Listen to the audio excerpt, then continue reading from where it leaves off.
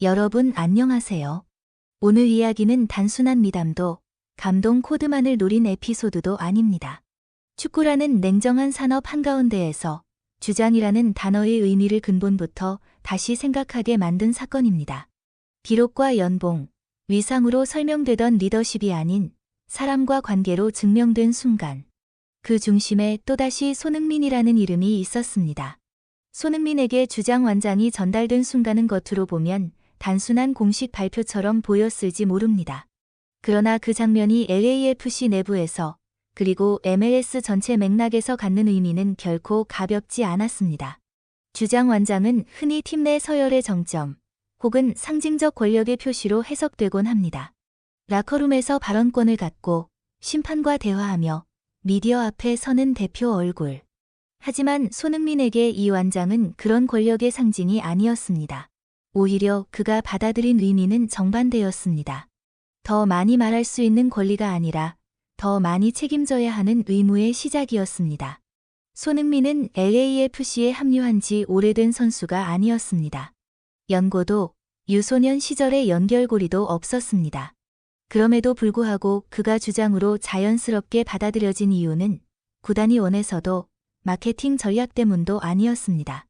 그보다 훨씬 이전부터 선수단과 스태프 사이에서는 이미 공감대가 형성돼 있었습니다. 그는 훈련장에서 가장 눈에 띄는 존재가 아니었지만 가장 먼저 분위기를 읽는 사람이었고 경기 전후로 가장 많은 사람의 이름을 불렀으며 이기든 지든 가장 먼저 책임을 이야기하는 태도를 유지해왔습니다. 주장 완장은 그 태도의 결과물이었지 보상이 아니었습니다.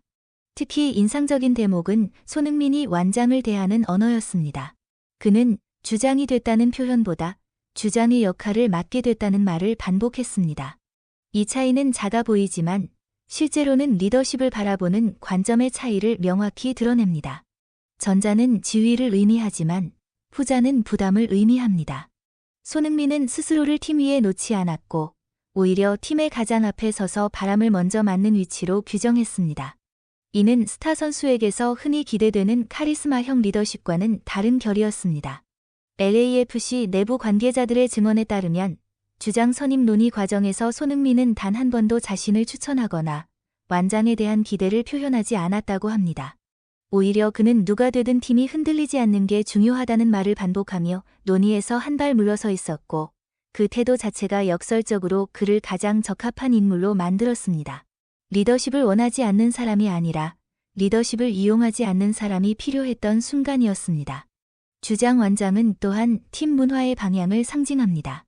LAFC가 손흥민에게 완장을 맡겼다는 것은 단순히 골을 넣는 선수가 아니라 기준을 세우는 선수를 중심에 두겠다는 선언이었습니다. 경기장에서의 퍼포먼스는 물론 중요하지만 훈련 태도, 패배 이후의 자세, 보이지 않는 노동에 대한 존중까지 포함한 전체 그림을 대표할 인물이 필요했고 손흥민은 그 조건을 충족시키는 몇 안 되는 존재였습니다. 이 지점에서 주장 완장은 더 이상 권력의 도구가 아닙니다. 누군가를 지시하기 위한 완장이 아니라 누군가 대신 책임을 짊어지겠다는 약속에 가깝습니다. 손흥민은 이 완장을 통해 더 많은 것을 요구할 수 있게 된 것이 아니라 더 많은 것을 먼저 내놓아야 하는 위치에 섰습니다. 그리고 훗날 이어진 연봉 분배 결정 역시 이 선언의 연장선에 놓여 있었습니다. 주장 완장은 그날 손흥민의 팔에 채워졌지만 그 무게는 이미 오래전부터 그의 행동 속에 존재하고 있었습니다. 주장 발표 직후 손흥민은 구단 프런트와 스태프들이 모인 자리에서 조용히 한 가지 결정을 전했습니다. 2025 시즌 자신의 연봉 중 절반을 팀 뒤에서 일해온 스태프 전원에게 분배하겠다는 내용이었습니다. 조건도 없었고 홍보 요청도 없었습니다.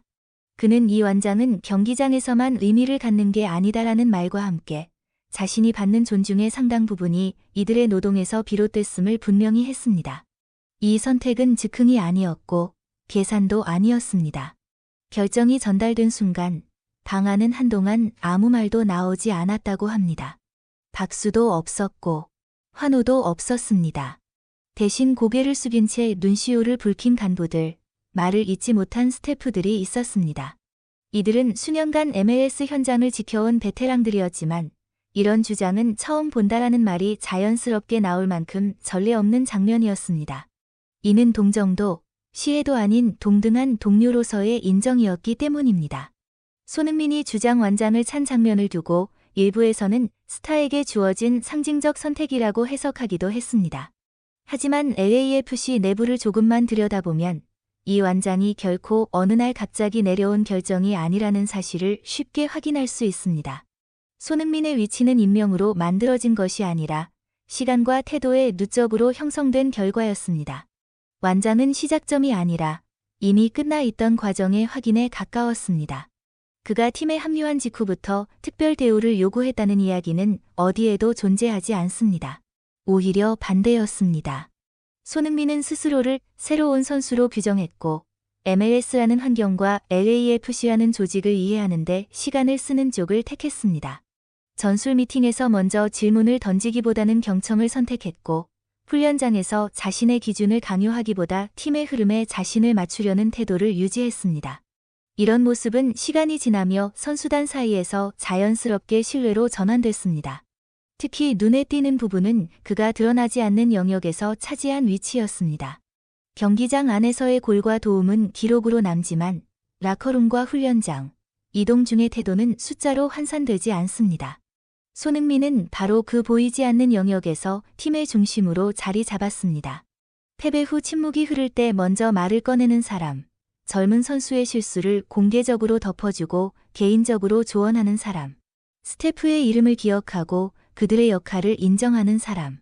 이 모든 행동이 쌓이며 완장을 차지 않아도 주장처럼 행동하는 선수라는 평가가 굳어졌습니다. LAFC 선수단 내부에서는 이미 오래전부터 손흥민을 기준으로 삼는 분위기가 형성돼 있었다고 전해집니다. 누군가의 훈련 태도를 이야기할 때 흥민이 기준이면 충분하다라는 말이 자연스럽게 오갔고 경기 중 어려운 순간에는 본능적으로 그의 위치를 찾는 장면이 반복됐습니다. 이는 전술적 중심이라는 의미를 넘어 심리적 기준점이 그에게 옮겨갔다는 신호였습니다. 완장은 이 흐름을 공식화했을 뿐 새로 만든 질서는 아니었습니다. 중요한 것은 손흥민 스스로도 이 위치를 의식적으로 관리해왔다는 점입니다. 그는 리더십을 과시하지 않았고 내가 해냈다는 표현을 극도로 경계했습니다. 인터뷰에서조차 자신의 활약보다 팀의 반응과 분위기를 먼저 언급했고 공을 넣은 날에도 내가 아니라 우리라는 화법을 고수했습니다. 이는 겸손을 연기한 것이 아니라 실제로 자신을 팀의 일부로만 규정하려는 태도에서 비롯된 것이었습니다. 아이러니컬하게도 바로 그 점이 그를 팀의 중심으로 만들었습니다. 완장은 이런 축적의 상징입니다. 하루의 선택이 아니라 매일 반복된 선택의 결과물입니다. 손흥민은 리더가 되기 위해 행동한 적이 없지만 리더답게 행동해왔고 그 시간의 총합이 결국 완장으로 가시화됐습니다. 그래서 이 완장은 무겁습니다. 단순한 임명이 아니라 이미 쌓여있는 신뢰를 공식적으로 떠안는 선언이기 때문입니다. 개인적으로 이 장면이 특별하다고 느낀 이유는 이것이 감동적인 이야기라서가 아닙니다. 오히려 불편할 만큼 기준을 높여버렸기 때문입니다. 이제 주장이라는 자리는 단순히 경기장에서 소리치는 역할로 설명될 수 없게 됐습니다. 손흥민은 말없이 질문을 던졌습니다. 당신이 받는 존중은 누구의 노력 위에 서 있는가? 이 질문은 선수뿐 아니라 리그 전체를 향하고 있습니다. 이 사건 이후 MLS 내부에서는 주장이라는 개념을 다시 논의해야 한다는 말이 나옵니다. 손흥민의 선택은 제도도 규정도 아니지만 문화로 작동하기 시작했습니다. 누군가는 따라 하지 못할 수도 있지만 더 이상 모른 척할 수는 없게 됐습니다. 리더십은 연출될 수 없고 계약서에 적힐 수도 없다는 사실이 명확해졌습니다. 연봉의 절반은 언젠가 숫자에서 사라질 것입니다. 그러나 그날 형성된 신뢰와 관계는 남습니다. 손흥민은 단기적인 박수를 선택하지 않고 장기적인 팀의 결속을 택했습니다. 이 선택은 시즌 성적보다 오래 남아 훗날 LAFC를 설명할 때 반드시 언급될 이야기로 자리 잡을 것입니다. 오늘 이야기는 여기까지입니다. 끝까지 시청해주셔서 진심으로 감사드립니다. 이런 이야기들이 의미 있다고 느끼셨다면 구독과 좋아요로 응원해주세요. 저희는 다음 영상에서도 숫자 뒤에 숨겨진 이야기, 기록 너머의 사람을 계속 전해드리겠습니다. 다음 이야기에서 다시 만나겠습니다. 감사합니다.